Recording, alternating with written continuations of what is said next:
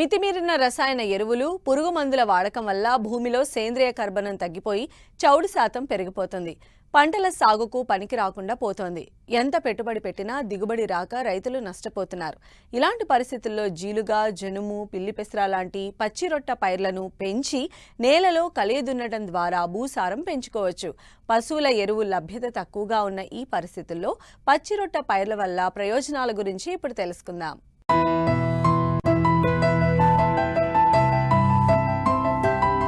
భూమి ఆరోగ్యంగా ఉంటేనే పంటల సాగులో ఆశించిన ఫలితాలు వస్తాయి. పదే పదే రసాయన ఎరువులపైనే ఎక్కువ ఆధారపడితే దీర్ఘకాలంలో మంచి కన్నా చెడే ఎక్కువ జరుగుతుంది. ఇప్పుడు చాలా ప్రాంతాల్లో నేలలు కిడసబారిపోయి రసాయన ఎరువుల దుష్ఫలితాలను కళ్లకు కడుతున్నాయి. ఈ నేపథ్యంలో పశువుల ఎరువుల లభ్యత తక్కువ ఉన్న ప్రాంతాల్లో శాస్త్రవేత్తలు పచ్చిరొట్ట పైర్ల సాగును ప్రోత్సహిస్తున్నారు. అయితే పచ్చిరొట్ట ఎరువులు వేసిన తరువాత నేలలో వేసి కలియదున్నడానికి సుమారు 45 రోజుల వ్యవధి కావాలి. ఏపుగా పెరిగి ఎక్కువ పచ్చిరొట్టను ఇవ్వాలంటే తేమ అవసరమవుతుంది. వీటిని రైతులు సకాలంలో పొలంలో సాగు చేసి కలియదున్నడంతో ఎరువులపై పెట్టే ఖర్చులు తగ్గడమే కాకుండా అధిక దిగుబడులను పొందవచ్చు. అందుకే తొలకరిలో వరి సాగు చేసే రైతులు తప్పకుండా పచ్చిరొట్ట పైర్లను సాగు చేయాలంటూ వివరాలు రైతులకు తెలియజేస్తున్నారు శ్రీకాకుళం జిల్లా నైరా వ్యవసాయ కళాశాల ప్రొఫెసర్ డాక్టర్ చిన్నమనాయుడు. ప్రస్తుత వ్యవసాయంలో గనక చూసుకుంటే రైతులు రసాయన ఎరువులు ఎక్కువగా వాడడం అనేది మనం గమనిస్తున్నాము. అధిక దిగుబడి రావాలని, అదేవిధంగా ఇతర రైతులు వాడుతున్నారు కాబట్టి ఎరువులు ఎక్కువగా వేయాలని చెప్పేసి ఎక్కువగా రసాయన ఎరువుల మీద ఆధారపడడం అనేది కనిపిస్తుంది. దీనివల్ల ఏంటంటే భూమి తాలూకా ఆరోగ్యం దెబ్బతినటం, భూమిలో కూడా పోషకాల తాలూకా సమతుల్యత దెబ్బతినటం అనేది మనం గమనిస్తున్నాం. తద్వారా ఏమవుతుందంటే రైతులు పంటలు వేస్తున్న కొద్దీ ఇంకా దిగుబడి పెంచాలని ఇంకా రసాయన ఎరువుల మీద వేసేస్తున్నారు. అది కాకుండా ఎక్కువగా నత్రజని సంబంధిత ఎరువులను ఎక్కువగా వాడటం అనేది గమనిస్తున్నాం. అంటే యూరియా కానీ, డిఏపి కానీ, గ్రోమరు ఇలాంటి వాటిని ఎక్కువగా రసాయన ఎరువులు వేస్తున్నారు. మరి ఇలా వేసుకుంటూ పోతే భూమి ఆరోగ్యం ఇంకా దెబ్బతింటుంది. కాబట్టి తప్పనిసరిగా రైతులు సేంద్రియ ఎరువులు, రసాయన ఎరువులు సమ్మిళితం చేసి వేయాల్సిన అవసరం ఉంది. మరి సేంద్రియ ఎరువులు వేయాలంటే రైతులకి పశువుల గత్తం కానీ వేయలేని పరిస్థితి. కాబట్టి పచ్చిరొట్ట పంటల్ని మన పంటల ప్రణాళికలో భాగంగా తీసుకొని ఖరీఫ్లో వేసే పంటల ముందే ఈ పచ్చిరొట్ట పంటలను కనుక వేయగలిగితే తద్వారా భూమికి పచ్చిరొట్ట అందడం, సేంద్రియ కర్బనం పెరగడం, పోషకాలు అందుబాటులోకి రావడం, అదేవిధంగా భూమి తాలూకా భౌతిక రసాయన స్థితిగతులు కూడా మెరుగుపడడం అనేది ఈ పచ్చిరొట్ట పంటల ద్వారా జరుగుతుంది. కాబట్టి రైతులు ఖరీఫ్లో ఎవరైతే రైతులు వరి వేస్తారో వాళ్ళు తప్పనిసరిగా ఈ పచ్చిరొట్ట పంటలు వేసిన తర్వాత కనీసం 45 రోజుల పాటు భూమిలో పెరగనిచ్చి తర్వాత వాటిని కలిగి దున్నుకుంటే వాటి ద్వారా మనకు చాలా వరకు ఈ భూమికి సేంద్రియ పదార్థం అందుతుంది.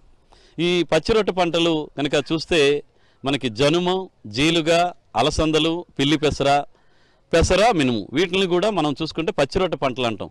అంటే ఈ పంటలు ఎందుకు వేస్తామంటే ఇవి ఎక్కువ సేంద్రియ పదార్థాన్ని, పోషకాలను అందిస్తాయి. వేసిన తర్వాత త్వరగా పెరుగుతాయి.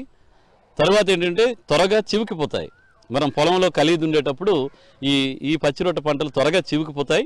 ఇవి సూక్ష్మ, అదేవిధంగా స్థూల పోషకాలను కూడా ఎక్కువగా అందిస్తాయని పరిశోధనలు తెలియజేస్తున్నాయి. కాబట్టి ఈ జనుము, జీలుగా, అలసందలు, పిల్లి పెసర ఇలాంటి పంటల్ని వరి పంటకు ముందు కనీసం 40-50 రోజుల ముందుగానే ఈ తొలకరి వర్షాలు పడినప్పుడు వేసుకోవాలి. అవి పెరిగిన తర్వాత పూతకి వచ్చే దశకే తర్వాత నీరు పెట్టి కానీ లేదా వర్షం పడేటప్పుడు భూమిలో కలిగి దున్నడం అనేది చేసుకుంటే తద్వారా మనకి ఇవన్నీ కూడా పోషకాలను బాగా అందించేటువంటి అవకాశం ఉంది. ఈ జనుము, జీలుగా అయితే సుమారుగా ఒక 12 నుంచి 14 కిలోలు ఒక ఎకరానికి విత్తనాలు చల్లుకోవాలి. అలసందలు, ఈ పెసర అయితే కనుక కనీసం 8 నుంచి 10 కిలోల విత్తనాలని ఒక ఎకరానికి చల్లుకోవాలి. ఏదైనా కానీ ఒక 40 నుంచి 45 రోజులు పెరిగితే జనుము, జీలుగా అయితే కనుక ఒక ఎకరానికి 6 నుంచి 8 టన్నుల పచ్చిరొట్ట వస్తుంది. ఈ అలసందలు, పెసర ఇవన్నీ చూస్తే 2.5 నుంచి 3 టన్నుల వరకు పచ్చిరొట్ట వస్తుంది. మీరు కనుక ఒక అంచనా వేసుకుని ఇంత పచ్చిరొట్ట భూమికి కలిపినప్పుడు తప్పనిసరిగా భూమికి కొంత సేంద్రియ పదార్థం అయితే అందుతుంది. వీటితో పాటుగా ఈ స్థూల పోషకాలైనటువంటి నత్రజని, భాస్వరం అని చూసుకుంటే జనుము, జీలుగా అయితే కనుక ఎకరానికి 30 నుంచి 35 కిలోల నత్రజని, ఒక 6 నుంచి 8 కిలోల భాస్వరం, అదేవిధంగా 20 నుంచి 25 కిలోల వరకు కూడా పొటాష్ రూపంలో మనం భూమికి అందించినట్టు అవుతుంది. అదేవిధంగా ఈ అలసందలు, పెసర, మినుము చూసుకుంటే కనుక 18 నుంచి 20 కిలోల నత్రజని, 6 నుంచి 8 కిలోల వరకు భాస్వరం, అదేవిధంగా 12 నుంచి 15 కిలోల వరకు కూడా పొటాష్.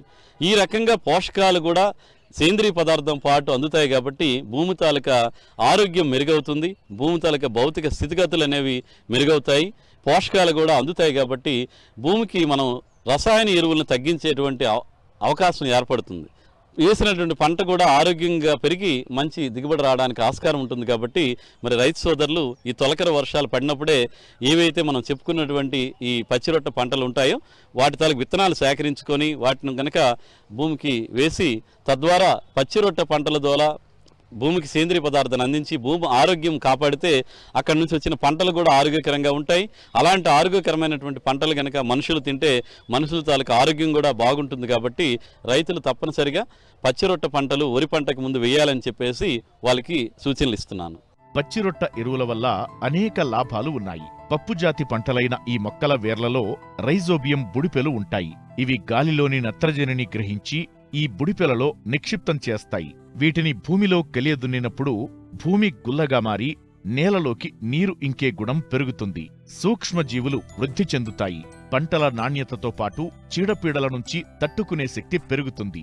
సారవంతమైన నేలలను పాలచౌడు, కారుచౌడు నేలలుగా మారకుండా నివారిస్తుంది. పంట దిగుబడి 15 నుండి 20% అధికంగా పెరుగుతుంది.